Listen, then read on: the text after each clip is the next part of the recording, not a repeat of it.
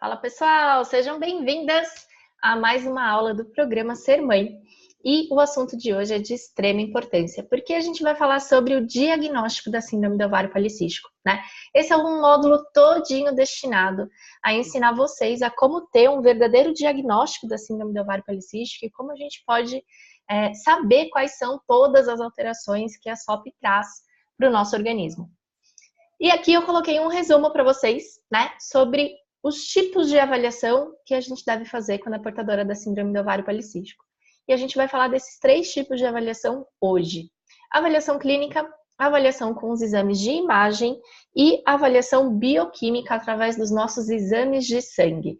Coloquei aqui um resumão, né, de todos os exames que a gente tem que fazer, que a gente precisa fazer, mas antes de fazer, precisa entender, né, a importância, precisa realmente saber qual o papel de cada um deles no nosso tratamento e no nosso diagnóstico. Vamos começar então pela avaliação clínica. Ou seja, a avaliação clínica, gente, é a avaliação que o médico faz quando a gente chega no consultório dele, ou que pelo menos ele deveria fazer. E nessa avaliação clínica, a gente vai fazer um levantamento dos nossos sintomas e das nossas queixas. Por que eu coloquei aqui sintomas e queixas? Porque sintoma é algo relacionado de forma direta às alterações metabólicas que a síndrome do ovário policístico proporciona. E queixas podem ser consequências desses sintomas que trazem para nós sensações desagradáveis, tá? Vocês vão entender um pouquinho melhor conforme eu for dizendo aqui. E esse slide aqui é o slide, né, o melhor slide do mundo para você imprimir, assinalar os seus sintomas e as suas queixas e levar na consulta com o seu médico, porque assim você não esquece de falar nada. Dividi aqui em em 4 tipos, né, de sintomas. Sintomas físicos, sintomas emocionais, sintomas do nosso aparelho reprodutor feminino e sintomas metabólicos. Dentre os sintomas físicos, os mais comuns são a acne, né, que é a presença das espinhas, a queda de cabelo, que pode vir também com uma alopecia androgenética, né, onde aparece o couro cabeludo, existe já um diagnóstico estabelecido, né, de uma questão genética, ou não, pode ser uma queda de cabelo mais repentina, mais pontual, né, sem procedentes, excesso de pelos, ou pelos que crescem muito rápido, né? É muito comum pacientes minhas portadoras da síndrome do ovário policístico dizerem que elas não têm tantos pelos, eles não são grossos nem muito escuros, mas eles crescem muito rápido. Então, a depilação não dura o quanto deveria durar. Isso também pode ser uma consequência do hiperandrogenismo, então você pode considerar isso como um sintoma. Manchas escuras na pele, principalmente aveludadas, né? Chamadas também de acantose nigrans, que costumam acometer aí principalmente regiões de dobras, pescoço, cotovelo, axilas e tudo mais. Sintomas emocionais, como depressão, síndrome do pânico e ansiedade, né? A ansiedade e a depressão, de forma mais pontual, são consideradas, sim, sintomas. Mas pode também trazer algum tipo de queixa com relação a desânimo, com relação à falta de energia, fadiga. Eu coloquei aqui como sintoma metabólico, mas isso, na verdade, pode não ser um sintoma diretamente relacionado à SOP, pode ser só uma consequência dos sintomas que você já tem, né?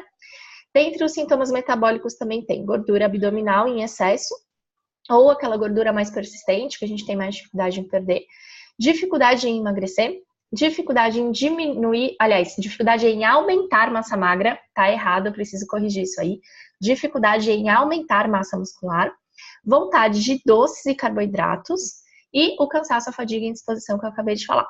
E do sistema do aparelho reprodutor, né, dos sintomas do aparelho reprodutor, existem os ciclos irregulares, os cistos no ovário e a dificuldade em engravidar. Lembrando que nesses ciclos irregulares também entram os ciclos anovulatórios, ou seja, quando a pessoa sangra, mas ela não ovula. Vocês já devem ter aprendido, né, a essa altura do programa, a diferença entre menstruar e sangrar. Quem não viu, corre lá no nosso módulo de bônus e assiste a aula da Bia. Ela dá uma leve explicação ali sobre isso, mas eu ainda vou colocar mais materiais complementares para auxiliar vocês a entender a diferença entre os sangramentos e os ciclos menstruais. Segundo passo, né, que deve acontecer na sua consulta é a análise dos ciclos menstruais em si. E como que a gente faz, né, essa análise dos ciclos menstruais? A melhor forma é você ter anotações no seu celular, na sua agenda, no seu caderno, em qualquer lugar que seja fácil de você visualizar e principalmente de você manter essas anotações atualizadas. Hoje em dia existem inúmeros aplicativos, né, que prometem esse controle e essas anotações de forma fácil, de forma simples, e eu super recomendo qualquer um deles que seja funcional para você. E além das datas, né, dos ciclos menstruais, é importante você anotar também os seus sintomas, né? Ou seja, o que você sente de diferente no período pré-menstrual ou não. Você consegue até se conhecer melhor o seu organismo através dessas anotações, sabendo se você tem recorrência de dores de cabeça, se você sente mais irritabilidade ou até mais vontade de comer doces e carboidratos, por exemplo, no período pré-menstrual. Essas são informações importantes que devem ser avaliadas pelo seu médico na consulta. E fica muito mais fácil se você já tiver essas anotações de bate-pronto ali, né?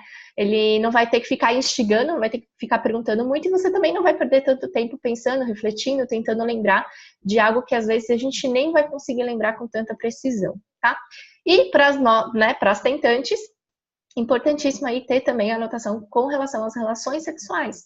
Então, quais foram os dias que você manteve relação com o seu parceiro, para também poder identificar uma possível gestação aí o quanto antes, né? Lembrando que isso interfere por completo no nosso tratamento.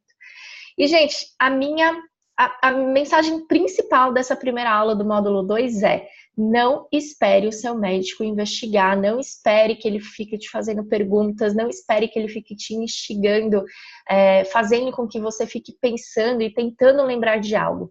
Conheça o seu corpo, identifique as suas alterações e leve tudo isso anotado de uma forma didática para que seja discutido e falado na consulta, porque isso vai tornar a sua consulta muito mais dinâmica, vai tornar a sua consulta muito mais melhor, né? Nossa, muito mais melhor foi terrível.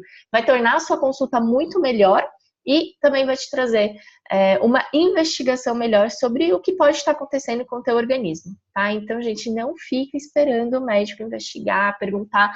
Muitos deles não estão, né, não estão muito se importando aí com a maior parte dos sintomas que podem estar relacionados à SOP. Se você leva essas anotações, você também já deixa claro para o profissional que você entende do assunto. E isso pode fazer com que ele te dê aí um pouco mais de atenção, certo? Então, vamos lá para a próxima aula.